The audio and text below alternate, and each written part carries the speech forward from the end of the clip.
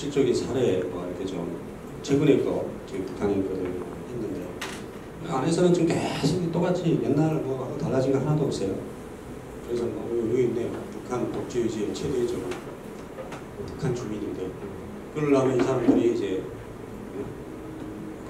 외부에서 뭔가 그래도 그 노동시장에 갔다 왔던 뭐 장사 때문에 갔다 왔던 요즘은 이제 왔다 갔다 하는 사람들이 있으니까 그 사람들이 이제 외국 문물을 갖다가 퍼뜨리고 막 하니까 이제 그걸 퍼보려고 뭐 이런 걸 해가지고 어떻게 하려고 이제 계속 하고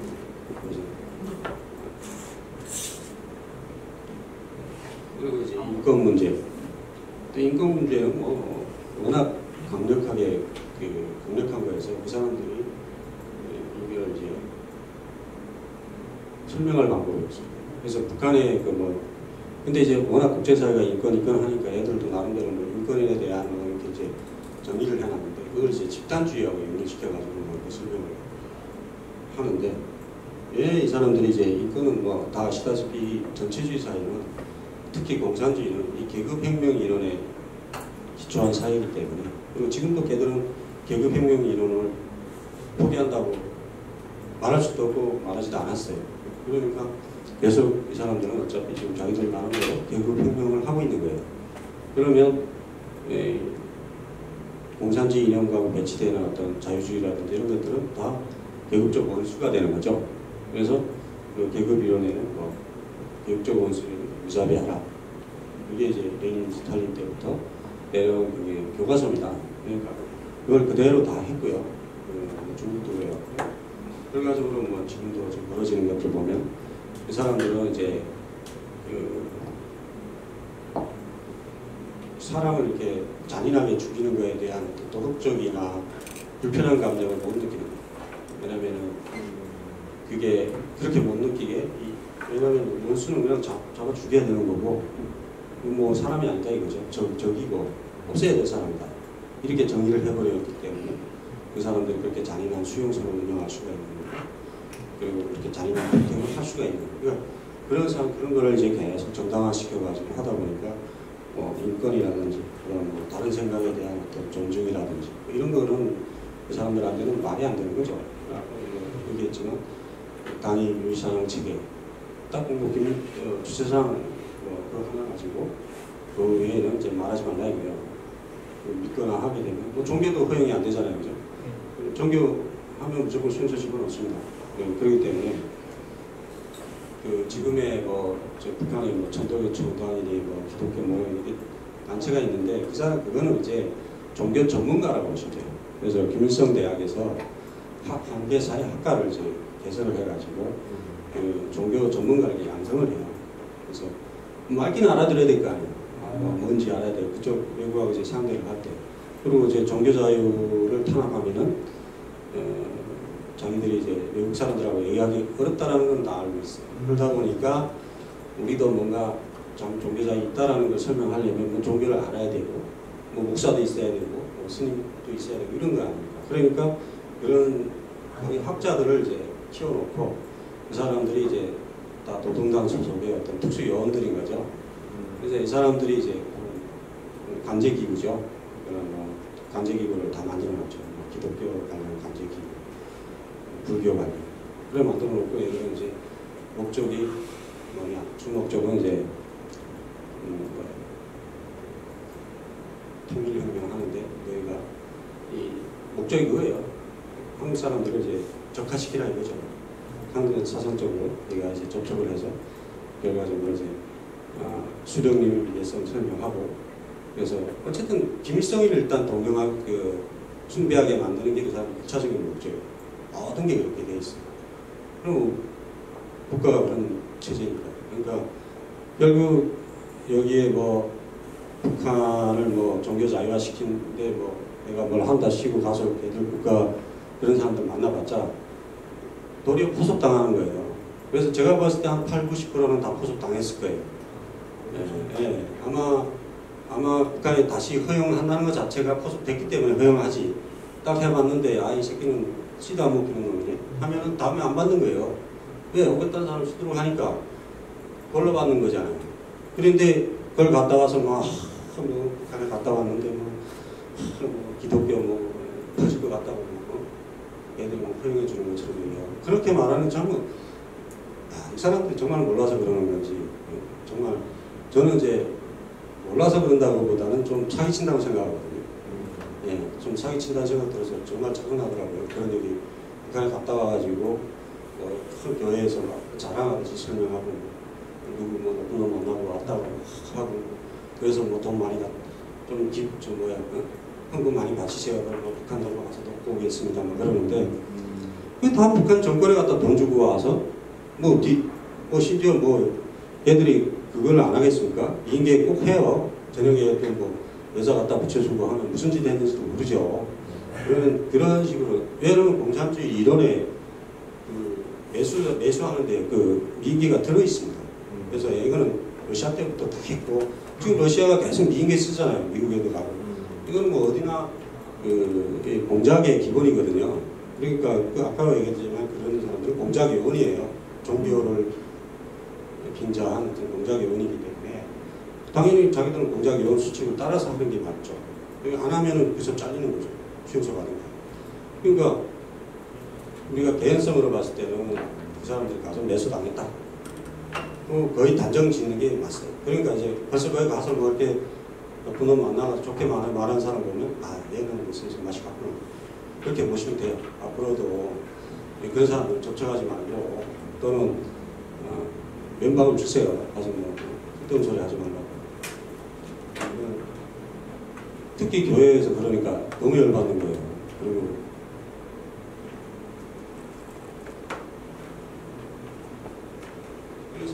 그리고 또 평화적 정권 교체가 안 되죠. 독재 사회들은 특히 공산 집권 체제에 있던 사람들은 다 숙청을 계속 발행하면서 스탈린도 얼마나 많이 6천만이라는 사람을 무려 숙청을 하고 죽이고 해서 자기가 죽을 때까지 건자를 유지했던 거고요. 김일성, 김정일 이것도 숙청을 다 한 거죠. 이렇게 변화적으로는 해결이 안 되니까 계속 공포로 숙청하고 이렇게 하고 있기 때문에 이런 정권이 어느 날 평화적인 우리가 기대하는 정상국가로 돌아온다.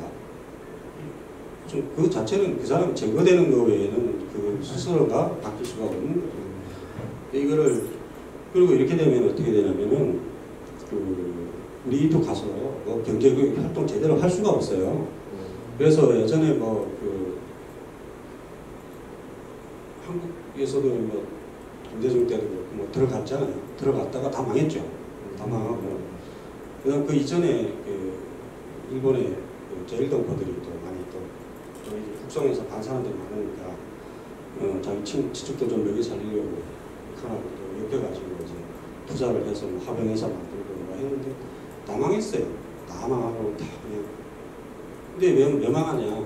결과적으로 이런 공포 정치의 어떤 이틀거리 안에서 딱 조이고 있기 때문에 자유롭게 무슨 경제라는 게 어떤 경제가 사람 죽이는 거잖아요. 그러다 보면 뭘 바꿔야 되고 사람 자를 때 잘라야 되고 뭔가 이렇게 수시로 변화가 돼야 되는데 그런 걸 할 수가 없죠. 그리고 그걸 했는데 경제적인 사유 때문에 해야 되는데 얘들은 정치적으로 접근하는 거예요. 그래서 야 너 여기다 자본주의를 퍼뜨리라 그러냐? 이렇게 나오고요. 그리고 그렇게 걸리기 시작하면 그냥 거기 지배인이라고 그러대 공장장. 목나라 나는 거죠. 야 너 자본주의 좀 하고 선택했다. 이런 얘기로 하고. 그러다 보면 이런 공포 정치 하에서는 우리가 기업이 들어가서 숨치고 제대로 뭘 할 수가 없어요. 이런 데 들어간다고 하니 좀 답답하죠. 그 다음에 이거는 어쨌든 진짜 못한다 하는 얘기를 하고 싶어서 넣었습니다. 그래서 어쨌든 이런 가짜로 엮어지고 부패하고 이런 것들이 다 드러날 거지 않습니까? 지금 다 아시다시피 어쨌든 김씨 왕가의 가족 문제와 관련해서는 1만 번 그래도 다 수용소 가게 돼 있어요. 금기상. 네, 금기상이 아예 본 것도 봤다고 생각하지 말라고 얘기하는 거죠. 그리고 그 옆에 근무하는 사람들도 그건 철칙이. 그러다 보니까 뭘 봐도 뭐 얘기할 수가 없는 거예요. 얘기하면 바로 그렇게 됩니다. 그러니까 북한 사람들이 이제 그 김씨 왕조의 그 허구에 대해서 사실 알고 있는 사람도 많이 있죠. 많이 있는데 죽을까 봐서 이제 말을 못하죠. 아까 얘기했잖아요. 그렇게 말하는 순간에 또 통제가 이제 말이 새 나가게 돼 있어요. 뭐 어쨌든 친구를 믿을 수가 없고 그다음에 인간관계가 그래요. 항상 뭐 좀 이렇게 말하면 제가 너무 냉정하다고 얘기할 수 있는데 뭐 어쨌든 사람이 자꾸 마음이 변하잖아요. 오늘이 친구가 내일 적이 되기도 하고 그런데 물리는 거예요.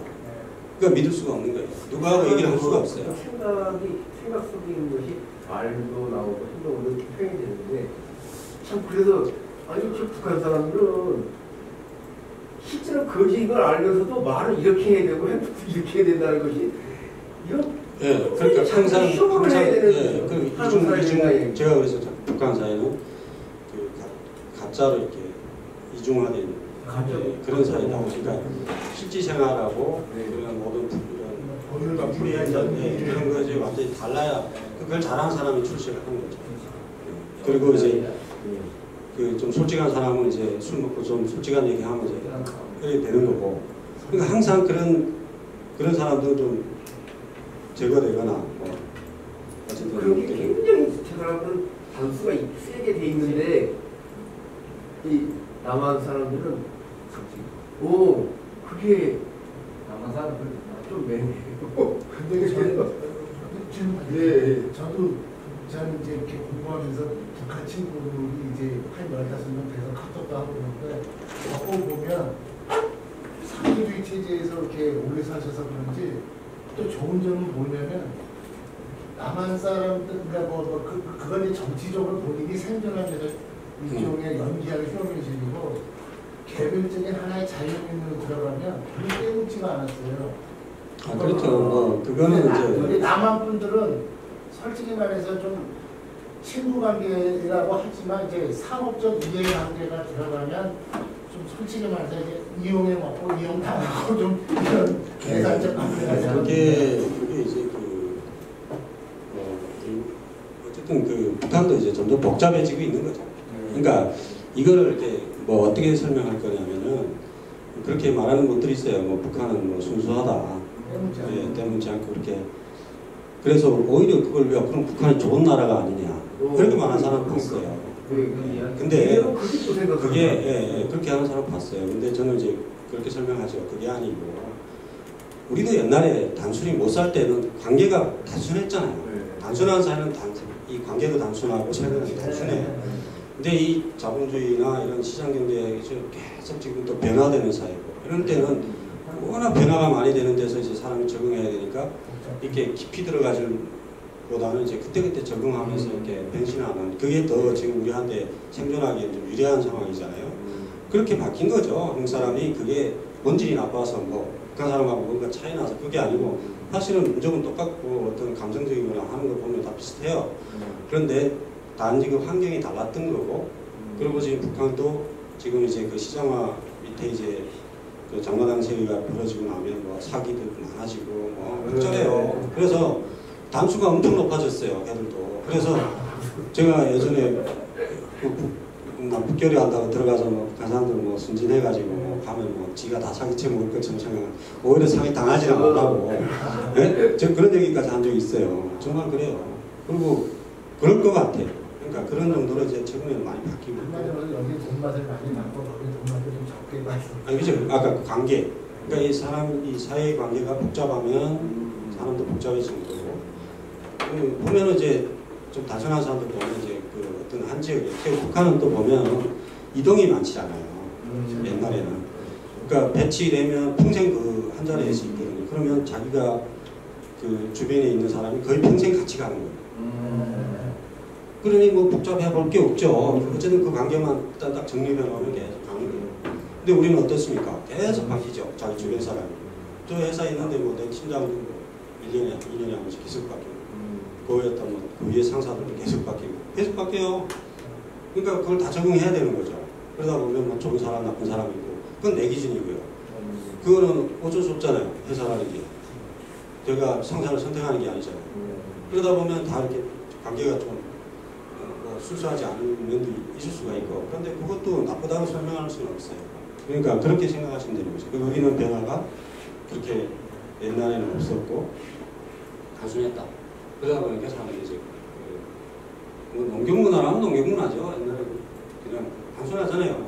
예, 그런 마음이 있다라고 보시면 되는 거죠. 근데 최근에는 이제 그 밑바닥이 워낙 거기도 이제 변동이 많아요. 지금 뭐 장사하면서 이 지역 왔다 가고 저쪽으로 하고 요즘은 좀 많이 바뀌어가지고 옛날 같지 않다. 그렇죠.